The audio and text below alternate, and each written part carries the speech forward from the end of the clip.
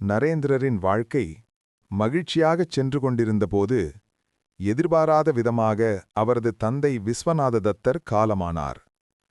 ஒரு வசதியான குடும்பத்தில் பிறந்த நரேந்திரருக்கு தந்தையின் மறைவு வறுமையின் கோரமுகத்தை அறிமுகப்படுத்தியது.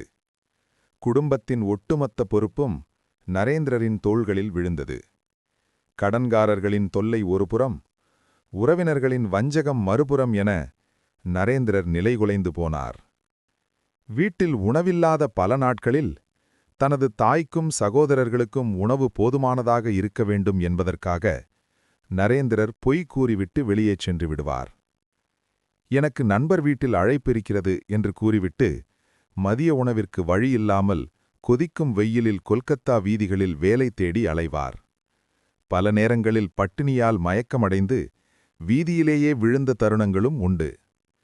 ஒருமுறை மழையில் நனைந்தபடி காலணிகள் கூட இல்லாமல் தேய்ந்து போன உடைகளுடன் வேலை தேடிச் சென்ற நரேந்திரர் களைப்பில் ஒரு வீட்டின் திண்ணையில் சரிந்து விழுந்தார்.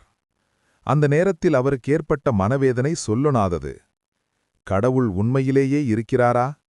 இருந்தால் என் போன்ற ஏழைகளுக்கு ஏன் இவ்வளவு சோதனைகளைத் தருகிறார் என்ற கேள்வி அவர் மனதில் எழுந்தது. தர்மத்தின் வழியில் நடந்த தனது தந்தைக்கு இத்தகைய முடிவு ஏன் ஏற்பட்டது என்றும், தீயவர்கள் ஏன் இன்பமாக இருக்கிறார்கள் என்றும் அவர் சிந்தித்தார். இந்த வறுமை அவரை ஒரு கட்டத்தில் நாத்தீகத்தின் விளிம்பிற்கே கொண்டு சென்றது. ஆனால் இத்தனை சோதனைகளுக்கிடையிலும் நரேந்திரர் தனது நேர்மையையும் தார்மீக பண்புகளையும் ஒருபோதும் விட்டுக் கொடுக்கவில்லை. இந்த வறுமை அனுபவமே பிற்காலத்தில் ஏழை எளியவர்கள் மீது அவருக்கு எல்லையற்ற கருணை ஏற்பட காரணமாக அமைந்தது.